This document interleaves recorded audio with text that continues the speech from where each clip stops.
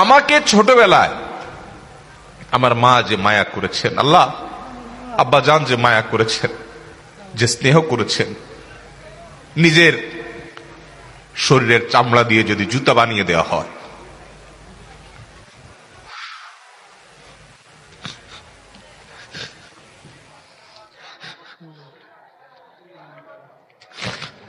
তবুও বাপ মার ঋণ কখনো শোধ করা যাবে না। আমার চামড়া দিয়ে যদি আমার বাবা মাকে আমি জুতা বানিয়ে দেই, তবুও বাবা মার ঋণ শোধ করা যাবে না। আমাদের বাবা মা বাচ্চাদের প্রতি কতটা মায়া করেন, যারা সন্তানের বাবা হয়েছেন তারা সবাই টের পান কি পান না? কিন্তু আমরা মরার পর কিছুদিন কান্নাকাটি করার পর এরপর বাবা মাকে ভুলে যাই। আমরা আমাদের জগতে ব্যস্ত হয়ে পড়ি। আমাদের বাবা মা কিন্তু তাদের জীবদ্দশা আমাদেরকে ভুলতেন না। গভীর রাতে একটু আওয়াজ দিয়েছি, ঘুম পাগল মা, ঘুম কাতুরে মা, যে মা তার কানের কাছে চিৎকার করলেও ঘুম ভাঙে না, সে মাটা নিজের বাচ্চার একটু আওয়াজ ঘুম ভেঙে যায়। বেশিরভাগ বাবা, পৃথিবীতে বহু খারাপ মানুষ আছে ভাই, কোনো খারাপ বাবা খুব একটা নাই, হাতে গোনা দুই একটা বিচ্ছিন্ন ঘটনা ছাড়া। বহু খারাপ মানুষ আছে পৃথিবীতে, কিন্তু খারাপ বাবা, সন্তানের জন্য বাবা কি না করে বলেন, কি না করে।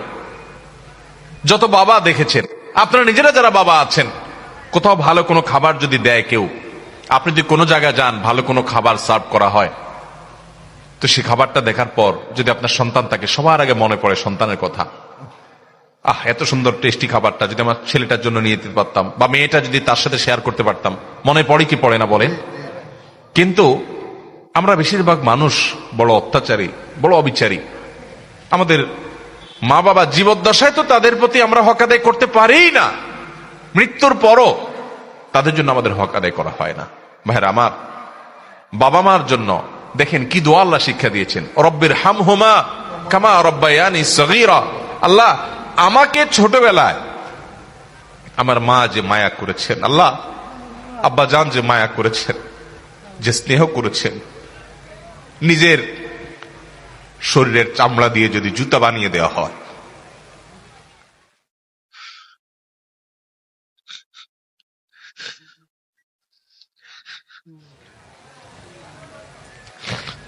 তবুও বাপ মার ঋণ কখনো শোধ করা যাবে না। আমার চামড়া দিয়ে যদি আমার বাবা মাকে আমি জুতা বানিয়ে দেই, তবুও বাবা মার ঋণ শোধ করা যাবে না। মসজিদে হারামে এক ব্যক্তি তার মাকে কাঁধে নিয়ে হজের মতো কঠিন কষ্টসাধ্য কাজ, একাই চলা যায় না হজে, কোথায় আরাফাত, কোথায় মিনা, কোথায় মুজদালিফা, কোথায় মক্কা, তওয়াফ, সাই, জমারাতে পাথর মারা, একই দিনে এত কাজ, মাইলকে মাইল হাঁটা, লক্ষ লক্ষ মানুষের ভিড় ঠেলে, কঠিন কাজ। এর মধ্যে এক ব্যক্তি নিজের মাকে পিঠের উপরে, কাঁধের উপর তুলে তিনি তওয়াফ করছেন। এক সাহাবীকে দেখে বলছেন, আমি আমার মায়ের হক নিশ্চয় আদায় করেছি। মানে তার মধ্যে আত্মতৃপ্তি আসছে যে এত কষ্ট যে মার জন্য করছি, মা আমাকে দুধ পান করিয়েছেন, গর্ভে ধারণ করেছেন, তো এই কষ্টের মাধ্যমে তো তার ঋণ অন্তত শোধ হয়েছে। ওই সাহাবী বললেন, না, হয় নাই, এটা সম্ভব না যে তুমি মার ঋণকে এভাবে তুমি কাঁধে নিয়ে 2-4-5 দিন 10 দিন কষ্ট করলে আর তার ঋণ শোধ হয়ে যাবে, সম্ভব না। আব্দুল্লাহ ইবনে আব্বাস রাদিয়াল্লাহু তাআলা আনহু বলেছেন যে তুমি বাবার সামনে এরকম জামা ঝাড়া দিয়েছো যা ধুলা পরিষ্কারের জন্য, সামনে তোমার বাবা বসা ছিলেন, তুমি বেয়াদব। কারণ পৃথিবীর আল্লাহ রাসূলের পর সবচেয়ে বেশি তোমার শ্রদ্ধা পাওয়ার উপযুক্ত তোমার মা এবং বাবা। আমরা বেশিরভাগ মানুষ মা বাবার কদর করি না। আপনি যত পাষাণ হন, আপনার বাবা আপনার কাছে যত, তার অনেক কাজে হয়তো আপনি অসন্তুষ্ট হন, তিনি হয়তো কিছু ভুলভাল করেন, তিনি হয়তো কিছু উল্টাপাল্টাও করেন, আপনার কষ্ট হয়। টের পাবেন যেদিন এই বটবৃক্ষের ছায়া মাথা থেকে সরে যাবে। মাহফিল শেষ করে যখন বের হতাম, আব্বাজান ফোন দিতেন, যত রাত হোক। আমার গ্রামে মাহফিল হলে চা বানায় বসে থাকতেন, যত রাত হোক, পেরেশান হয়ে যেতেন। এখন আর কেউ ফোন দেওয়ার মতো নাই যে ফোন দিয়ে খবর নেবে। ভাইরা আমার, আল্লাহ রাব্বুল আলামিন আমাদের মা বাবার প্রতি আমাদের কর্তব্য পরিপূর্ণ আদায় করার তৌফিক দান করুন। যদি আপনি জীবদ্দশায় মা বাবার হকে ত্রুটি করে থাকেন, মৃত্যুর পর তাদের জন্য দোয়ায় ত্রুটি করা যাবে। আল্লাহ তাআলা দোয়া শিক্ষা দিয়েছেন। নিজে দেখেন, বাবার হক মায়ের হক এত গুরুত্বপূর্ণ যে আল্লাহ অন্য কারোর জন্য দোয়া শিখাই দেন নাই, দোয়ার ফরম্যাটই আল্লাহ বলে দিয়েছেন, নিজে শিখাই দিয়েছেন। রব্বির হামহুমা কামা রব্বায়ানি। আল্লাহ, আমার মা বাবা ছোটবেলায় যেভাবে আমাকে মায়া করেছেন, কত মায়া করেছেন, আল্লাহ আপনি তাদের প্রতি সেরকম মায়া আজ তারা দুনিয়া থেকে চলে গেছেন আপনি করবেন। দোয়া করবো তো ইনশাআল্লাহ, নিয়মিত দোয়া করব, উঠতে বসতে দোয়া করব। একাকী যখন হব, মুশকিল হয়ে গেছে আমাদের এই ফোনগুলো, স্মার্টফোনগুলো। আমাদের অবসর সময় বলতে এখন কিছু নাই, টয়লেটের টাইমটা মোবাইল ফোন নিয়ে গেছে। আমরা ওয়েটিং এ থাকি, আমরা মোবাইলে ব্যস্ত, আমরা সোশ্যাল মিডিয়ার বিভিন্ন অ্যাপে আমরা আসক্ত, এডিক্টেড। আমাদের দোয়ার কোনো সময় নেই। আল্লাহ রাব্বুল আলামিন আমাদেরকে মা বাবার জন্য দোয়া করার তৌফিক দান করুন, মুর্দাদের জন্য দোয়া করার তৌফিক দান করুন।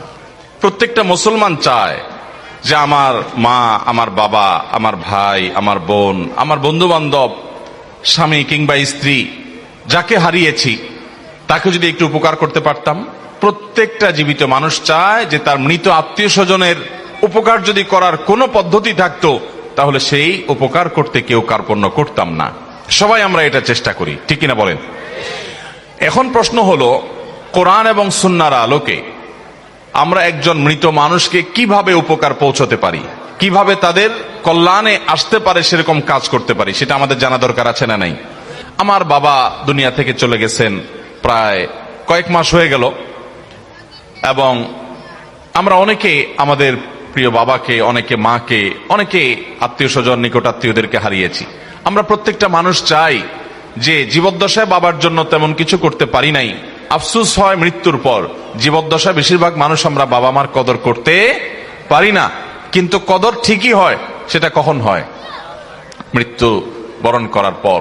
কত বড় বটগাছ মাথা থেকে সরে যায় সেটা বাবাকে হারানোর পর বোঝা যায়। কত বড় ছায়া মাথার উপর থেকে সরে যায়, কত বড় আপন মানুষকে আমরা হারিয়েছি সেটা আমরা অনুভব করতে পারি, টের পাই কখন? যখন আমাদের মমতাময়ী মা দুনিয়া থেকে চলে যায়। ভাইরা আমার, যাদের মা বাবা জীবদ্দশায় আছে, করজোড়ে মিনতি করি, এই বটবৃক্ষের কদর করবেন। হারিয়ে গেলে আফসোস করবেন, কিন্তু আর ফিরে পাবেন না। অতএব আমাদের জীবিত বাবা মা, জীবিত প্রতিটা আপনজনকে আমরা কদর করার চেষ্টা করব। আল্লাহ আমাদেরকে তৌফিক দান করুন। এখন প্রশ্ন হলো, তাদের ওয়াফাতের পর, তাদের মৃত্যুর পর, তারা দুনিয়া থেকে চলে যাওয়ার পর আমরা প্রত্যেকটা মানুষ, বিশেষ করে সন্তান হিসাবে মা বাবার জন্য, স্বামী হিসাবে স্ত্রীর জন্য, স্ত্রী হিসাবে স্বামীর জন্য, ভাই বোন আত্মীয় স্বজন পরস্পরের জন্য কিছু একটা করার জন্য আমাদের মধ্যে ব্যাকুলতা, আমাদের মধ্যে অস্থিরতা, আমাদের মধ্যে পেরেশানি, এটা অনুভব করা যায়। বাংলাদেশে ওলামা একরামের চাইতে, মাদ্রাসা শিক্ষকদের চাইতে, মসজিদের ইমাম খতিবদের চাইতে সাধারণ মানুষের এই আকুলতা, এই ব্যাকুলতা, এই অস্থিরতা, এই পেরেশানি, মুর্দার জন্য কিছু করার যে চেষ্টা, এটা আলেমদের চাইতে আর ভালো কে জানে? ওলামা একরাম প্রত্যেক আলেম জানেন যে মানুষ যত বড় পাষাণ হোক, সে চায় আমার বাবার মৃত্যুর পর আমার বাবার আমল নামায় একটু সওয়াব যুক্ত হোক, আল্লাহ আমার বাবাকে একটু মাগফিরাত নসিব করুক, নাজাত নসিব করুক, ওনাকে জান্নাতের ফয়সালা দান করুক। এর সমস্ত সন্তান চায় কি চায় না?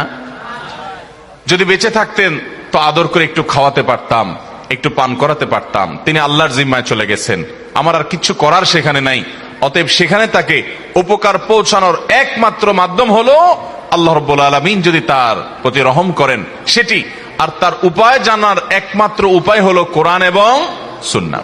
আল্লাহ রাব্বুল আলামিন কোরআনে কারিমে বলেছেন, সূরা নাজমের 36 থেকে 39 নম্বর আয়াত পর্যন্ত, এখানে বলেছেন, আমলাম ইউনাব্বা বিমা ফি সুহফি মূসা, মূসা আলাইহিস সালামের সহিফাতে, তার প্রতি নাজিলকৃত আসমানি গ্রন্থে কি লেখা হয়েছে, কি বলা হয়েছে, এগুলো কি তাদেরকে বলা হয়নি? ওয়া ইব্রাহিম আল্লাযী ওয়াফা, যে ইব্রাহিম আল্লাহর সঙ্গে কৃত ওয়াদা পূর্ণ করেছেন আলাইহিস সালাতু ওয়াস সালাম, তার সহিফাতে আল্লাহ তাআলা কি নাজিল করেছেন সেটা কি তারা জানে না? কি ছিল সেই সহিফাগুলোতে? দুইটা কথা, আল্লাহ তাজিরু ওয়াজিরাতুন বিজরা উখরা। পৃথিবীর কোন মানুষের পাপের বোঝা, একজনের পাপের বোঝা অন্যজন বহন করবে। প্রত্যেকটা মানুষের পাপ তাকেই পাবে, একজনের পাপের বোঝা আরেকজনকে বহন করা লাগবে। দুনিয়াতে মানুষ ভুল করে বিচার করতে, বিশ্লেষণ করতে গিয়ে, জাজমেন্ট করতে গিয়ে, এই জন্য একজনের পাপের বোঝা আরেকজনের ঘাড়ের উপরে হয়তো চাপাতে পারে, না বুঝে, না জেনে বা ইচ্ছাকৃত। কিন্তু আল্লাহ রাব্বুল আলামিনের ফয়সালা হলো কিয়ামতের দিন কোন মানুষ তার পাপের বোঝাকে আরেকজনের উপরে চাপাতে পারবে না। প্রত্যেকেই যার যার পাপের প্রায়শ্চিত্ত তাকে করতে হবে। এবং আরেকটি কথা হলো আল্লাইসা লিল ইনসানি ইল্লা মা সাআ। মানুষ যা নিজের জন্য আখিরাতের কামাই করে নিয়ে গেছে শুধু ওইটাই তার উপকারে আসবে, এছাড়া আর কিছু তার উপকারে আসবে না। এই দুটি কথা আমাদেরকে পরিষ্কার ভাবে জানিয়ে দেয় যে আমাদের মৃত আত্মীয় স্বজনরা দুনিয়া থেকে যদি কিছু নেকামল নিয়ে যান, নামাজ পড়ে যান, দান সাদাকা করে যান, রোজা রেখে যান, তাসবিহ তিলাওয়াত করে যান, তাহলে সেগুলো তাদের মৃত্যুর পর তাদের কাজে আসবে। আমল নামার সেই সওয়াবের বিনিময়ে আল্লাহ তাআলা তাদেরকে দিবেন।